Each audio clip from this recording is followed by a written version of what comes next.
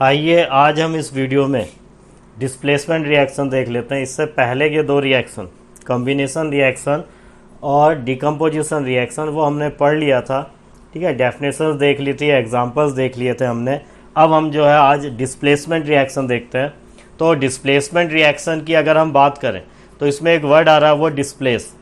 तो किसी chemical reaction में कुछ डिस्प्लेस होगा, तो अगर कोई डिस्प्लेस होगा तो उससे डिस्प्लेस करने वाला भी कोई होगा। मतलब यहाँ पे दो चीज़ें आएंगी और जो है उनमें से एक ज़्यादा रिएक्टिव होगा और एक कम रिएक्टिव।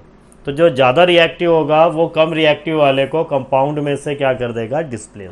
अब ये जो होंगे, जो डिस्प्लेस करेंगे या जो डिस्प्लेस होंगे, तो वो कौन होते हैं, एलिमेंट। ठीक है, पूरा कंपाउंड डिस्प्लेस नहीं होता है। कंपाउंड के अंदर पहले से कोई एक एलिमेंट होता है और कोई अलग से एक एलिमेंट आएगा, पर जो बाद में जो एलिमेंट आया है वो उस एलिमेंट से ज़्यादा रिएक्टिव होगा, तो वो कंपाउंड में से लेस रिएक्टिव एलिमेंट को डिस्प्लेस करेगा और फिर खुद का अपना नया कंपाउंड फॉर्म कर देगा।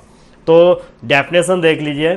तो it is the reaction in which more reactive element displaces the less reactive element from a solution और कंपाउंड, और फिर एज अ रिजल्ट क्या होगा, then new compound is form. ठीक है, तो फिर जाके एक न्यू कंपाउंड फॉर्म होगा।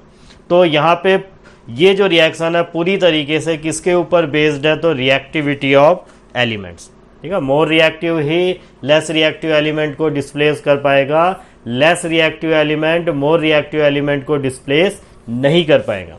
तो यहाँ पे क्या है, हमारे third chapter metal and non metal में एक रिएक्टिविटी सीरीज दी हुई है। ठीक है, आपके पास एनसीईआरटी होगी तो उस पर आप देख लेना, रिएक्टिविटी सीरीज दी हुई है। बीच में हाइड्रोजन लिखा हुआ है और ऊपर भी मेटल्स हैं और नीचे भी मेटल्स हैं। तो जो हाइड्रोजन के ऊपर जो मेटल्स हैं वो हाइड्रोजन से ज़्यादा रिएक्टिव मेटल्स हैं, और जो हाइड्रोजन के नीचे मेटल्स लिखे हुए हैं वो हाइड्रोजन से लेस रिएक्टिव है। मतलब हाइड्रोजन के ऊपर वाले एलिमेंट्स अपने नीचे एलिमेंट्स को डिस्प्लेस कर सकते हैं, पर नीचे वाले एलिमेंट्स अपने ऊपर वाले एलिमेंट को डिस्प्लेस नहीं करेंगे। ठीक है, तो इस तरीके से मोर reactive element less reactive element को डिस्प्लेस करके न्यू कंपाउंड फॉर्म करेगा। तो ऐसी अगर हमें कोई केमिकल रिएक्शन दिखेगी तो वो हमारे लिए कौन सी है, डिस्प्लेसमेंट रिएक्शन। और ये हमारा कौन सा टाइप्स ऑफ रिएक्शन है, तो ये हमारा जो था थर्ड टाइप ऑफ रिएक्शन। ठीक है, दो ऑलरेडी हमने पढ़ लिए थे, तो ये हमारा थर्ड टाइप ऑफ रिएक्शन है। अब एग्जाम्पल की बात करते हैं। ठीक है, तो एग्जाम्पल हम यहाँ पे देख लेते हैं। तो यहाँ पे हमने जो एग्जाम्पल ले लिया, तो बुक में इसके ऊपर एक एक्टिविटी भी है। ठीक है, एक्टिविटी क्या है मैं आपको बता दे रहा हूँ, और उसमें जो है रिएक्शन जो है वो यही फॉलो होता है। तो एक्टिविटी जो है उसमें क्या किया है, एक टेस्ट ट्यूब लिया, उसमें कॉपर सल्फेट सॉल्यूशन ले लिया। ठीक है, एक टेस्ट ट्यूब लिया और उसमें कॉपर सल्फेट सॉल्यूशन ले लिया। उसका कलर कैसा था, ब्लू। ठीक है, तो कॉपर सल्फेट सॉल्यूशन जो है वो कैसे कलर का है, तो ब्लू कलर का। ठीक है, तो वो ब्लू कलर का है। अब उसमें एक आयरन की हमने नेल डाल दी तो अब हमने उसमें जो है आयरन की जो है क्या डाल दी, नेल। तो आयरन की नेल डाली और कुछ टाइम बाद देखा हमने क्या हुआ, तो जो वो ब्लू कलर का सॉल्यूशन था उसका कलर चेंज हुआ और वो लाइट ग्रीन कलर का हो गया। तो रिएक्शन में मैंने यहाँ पे मेंशन कर दिया है कि कॉपर सल्फेट आपको दिख रहा होगा, नीचे मैंने उसका कलर लिख दिया ब्लू कलर, और प्रोडक्ट साइड आपको आयरन सल्फेट दिख रहा है और उसका कलर है लाइट ग्रीन कलर। तो अभी जो मैंने आपको समझाया कि कलर चेंज हो रहा है, तो आप समझ गए होंगे कलर चेंज क्यों हो रहा है, क्योंकि पहले कोई और कंपाउंड था या कोई और सॉल्यूशन थी और बाद में कोई न्यू कंपाउंड या न्यू सॉल्यूशन फॉर्म हो गया। तो आइए अब रिएक्शन में देखते हैं। Fe जो है वो आयरन है, जो मैंने आयरन नेल कहा था, तो उसमें आयरन Fe, सॉल्यूशन हमने कॉपर सल्फेट लिया था। अब यहाँ पे जो है आयरन जो है वो कॉपर से ज़्यादा रिएक्टिव है। ठीक है, आयरन जो है कॉपर से ज़्यादा रिएक्टिव है। तो आयरन क्या करेगा, इस कॉपर सल्फेट सॉल्यूशन में से कॉपर को डिस्प्लेस कर देगा और उसकी जगह खुद आ जाएगा। ठीक है, तो अब आप प्रोडक्ट साइड देखिए, तो CuSO4 अब चेंज होके FeSO4 हो गया है आयरन सल्फेट, और कॉपर जो डिस्प्लेस हुआ वो अकेला प्लस में हमने क्या लिख दिया, Cu। तो जब कंपाउंड ही चेंज हो गया इसलिए कलर भी चेंज हो गया। तो कलर चेंजेस क्यों हुआ, तो ड्यू टू डिस्प्लेसमेंट रिएक्शन। कभी हमें वो क्वेश्चन में दे देंगे कि कॉपर सल्फेट सॉल्यूशन है, उसमें आयरन नेल डाला और कलर चेंज हो गया। अब बताइए कलर क्यों चेंज हुआ है, क्यों, क्योंकि वहाँ डिस्प्लेसमेंट रिएक्शन हुआ और more reactive metal iron displaces the less reactive metal copper from the solution. ठीक है, तो ये एक एग्जांपल हो गई। इसके और भी एग्जांपल्स हैं, तो और एग्जांपल्स आप देख लीजिए। तो यहाँ पे हमने जो है, यहाँ पे हमने थोड़ा सा लिख दिया, जो मैंने आपको ओरली बताया वो मैंने यहाँ पे लिख दिया कि आयरन ने कॉपर को डिस्प्लेस किया है। अब यहाँ जो है हमने और एग्जांपल देखने, तो ये देख लीजिए 2 एग्जांपल मैंने और लिखे हुए हैं यहाँ पे। तो एक और लिया है जिंक प्लस CuSO4। ठीक है, तो जिंक मेटल है, उसे भी कॉपर सल्फेट सॉल्यूशन में डालेंगे तो जिंक भी कॉपर से ज़्यादा रिएक्टिव है, तो जिंक कॉपर को डिस्प्लेस कर देगा और जिंक सल्फेट और कॉपर फॉर्म हो जाएगा। ठीक है, फिर एक हमने लेड ले लिया, PB जो है हमारा वो लेड है, उसे रिएक्ट किया कॉपर क्लोराइड के साथ। ठीक है, तो यहाँ पे लेड भी जो है वो कॉपर से ज़्यादा रिएक्टिव है, तो लेड क्लोराइड बन गया और साथ में कॉपर अलग आ गया। ठीक है, तो मैंने नाम नीचे लिख रखे हैं, जो मैंने कहा वो आप नाम से मैच करके समझ जाएंगे कि हाँ भाई किस तरीके से कौन सा कंपाउंड किस में क्या है चेंज हो रहा है। और ये क्यों पॉसिबल थी, क्योंकि जिंक भी जो है कॉपर से ज़्यादा रिएक्टिव है और लेड भी जो है वो कॉपर से क्या है ज़्यादा रिएक्टिव है। तो इस तरीके से जो है ये हमारा कौन सा रिएक्शन था, तो डिस्प्लेसमेंट रिएक्शन। ठीक है, अब यहाँ पे आपके सारे एग्जांपल्स में कॉपर ही कॉपर आ गया, तो मैं आपको एक और एग्जांपल लिख दे रहा हूँ। ठीक है, मैंने ले लिया यहाँ कॉपर। ठीक है, कॉपर लिया और उसे रिएक्ट किया किसके साथ, सिल्वर नाइट्रेट। तो सिल्वर नाइट्रेट जो होता है वो AgNO3 होता है। ठीक है, तो कॉपर को हमने रिएक्ट किया सिल्वर नाइट्रेट के साथ, और सिल्वर नाइट्रेट के साथ जब हमने रिएक्ट किया तो उसके बाद हमने देखा तो कॉपर भले आयरन से लेस रिएक्टिव है, जिंक से लेस रिएक्टिव है, लेड से लेस रिएक्टिव है, लेकिन कॉपर सिल्वर, Ag कौन है हमारा, सिल्वर, तो सिल्वर से जो है ज़्यादा रिएक्टिव होता है। तो यहाँ पे अब कॉपर की बारी है कि वो सॉल्यूशन में से सिल्वर Ag को डिस्प्लेस कर दे और अपना सॉल्यूशन बना ले। तो यहाँ पे जो है वो क्या बन जाएगा, कॉपर नाइट्रेट। ठीक है, तो कॉपर नाइट्रेट का फॉर्मूला होता है CO ब्रैकेट के अंदर NO3 और बाहर पे क्या आ जाता है 2। तो इस तरीके से जो है ये क्या बन जाएगा, कॉपर नाइट्रेट, और जो सिल्वर डिस्प्लेस हुआ है वो प्लस में क्या आ जाएगा, सिंगल एलिमेंट फॉर्म में। तो ये भी डिस्प्लेसमेंट रिएक्शन है। ठीक है, मैंने इसलिए ये लिख दिया, कहीं आप सोचो कॉपर ही हमेशा डिस्प्लेस होता, तो ऐसा नहीं है। मोर reactive element less reactive element को क्या करता है, डिस्प्लेस करता है। तो ये भी एक रिएक्शन आ जाएगा। ठीक है, अगर मैं कहूँ क्या ये रिएक्शन पॉसिबल है, मैंने लिख दिया यहाँ पे Cu। ठीक है, कॉपर ले लिया और प्लस में मैंने कहा कौन सा है, तो FeSO4। ठीक है, आयरन सल्फेट। तो अब हमने कॉपर को रिएक्ट किया आयरन सल्फेट के साथ। तो अब मैं अगर आपसे पूछूं कि प्रोडक्ट क्या बनेगा, तो कई स्टूडेंट जो हैं वो बोलेंगे CuSO4 और प्लस में Fe। ठीक है, क्या बोलेंगे, CuSO4 कॉपर सल्फेट और प्लस में आयरन, जबकि ये रिएक्शन परफॉर्म ही नहीं होगी। यहाँ पे क्या है, नो रिएक्शन। अब नो रिएक्शन क्यों है, तो अभी हमने ऊपर ही समझा आयरन कॉपर से ज़्यादा रिएक्टिव है, तो आयरन कैपेबल है कॉपर को सॉल्यूशन में से डिस्प्लेस करने के लिए, लेकिन कॉपर तो आयरन से लेस रिएक्टिव है। तो अगर कॉपर को हम कहें कि आयरन को डिस्प्लेस करो और उसकी जगह ले लो, तो वो कॉपर के लिए पॉसिबल नहीं है, इसलिए यहाँ पे नो रिएक्शन होगा। ठीक है, तो इस तरीके से ये हमारा कौन सा हो गया, तो डिस्प्लेसमेंट रिएक्शन। अब फोर्थ जो हमारा रिएक्शन है वो है डबल डिस्प्लेसमेंट रिएक्शन। ठीक है, तो फोर्थ जो हमारा रिएक्शन है वो है डबल डिस्प्लेसमेंट रिएक्शन। और डबल डिस्प्लेसमेंट तो थोड़ा वर्ड में अगर हम जाएं तो डिस्प्लेसमेंट इसमें भी होगी, लेकिन कितनी बारी होगी, 2 बारी। तो 2 बारी अलग अलग हम नहीं करते हैं, हम एक बार में ही दोनों डिस्प्लेसमेंट परफॉर्म कर देते हैं। तो double displacement reaction simple way में आप समझ लीजिए, फिर हम डेफिनेशन पे आते हैं। हमारे पास 2 कंपाउंड थे। ठीक है, हमारे पास 2 कंपाउंड थे और वो 2 कंपाउंड आपस में रिएक्ट करते हैं, पर वो कंपाउंड आपस में रिएक्ट किस तरीके से करते हैं, तो वो कंपाउंड्स अपने आयंस एक्सचेंज कर लेते हैं।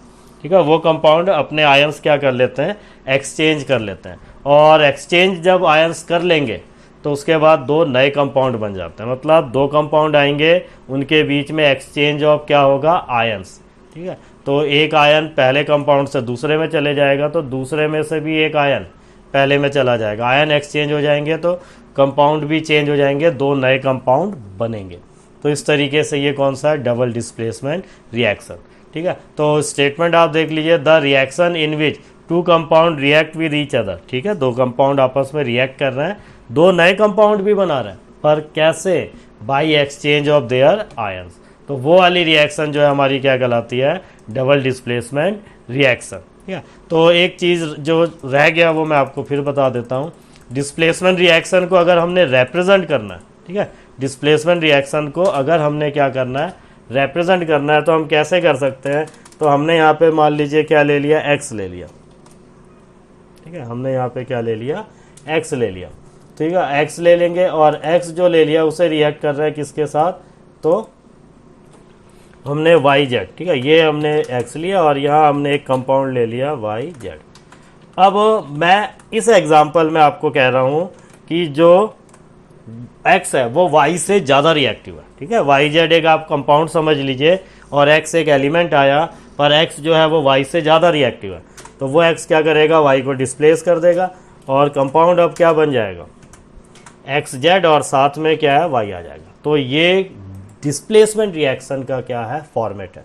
ठीक है, हमने कॉम्बिनेशन का भी फॉर्मेट देखा था और डिकम्पोजिशन का भी देखा था, ये डिस्प्लेसमेंट का। ठीक है, तो ये थोड़ा रह गया था, मुझे याद आ गया तो मैंने यहाँ पे बता दिया। आइए अब डबल डिस्प्लेसमेंट पे।